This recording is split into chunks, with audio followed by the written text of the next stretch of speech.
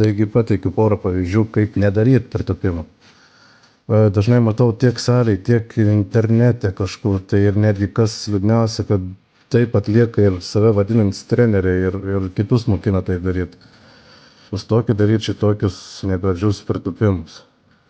Kas čia yra blogai? Tai blogai yra tai, kad rankas atvedam atgal, štanga tuo momentu, kai pradedam tūpt, nueina į priekį, dubuo šauna į viršų, svorio centras persimeta ant mūsų nugaros priekių ir taip galim turėti traumą. Niekada nepradėkite daryti pritūpimų pasilenkus į priekį, kaip būtent parodžiau šitame video. O dabar pažiūrėkite, kaip reikėtų atlikti iš tikrųjų teisingai pritūpimo veiksmą. Taigi lendame po štangą ir įsistatome taip, kad būtų ant galinių pečių deltų. Įkvėpiame oro ne per daug ir gražiai nusimą bei žengiame 2 žingsnius atgal ir trečiu pasistatome taip, kad kojus būtų maždaug pečių pločiai. Pėdus pasuktas apie 5, galbūt 10 laipsnių į išorę.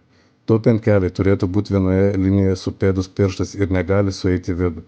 Rankų dilbiai negali būti atvesti atgal, todėl pasistatome taip, kad būtų vertikaliai po štangos grifų.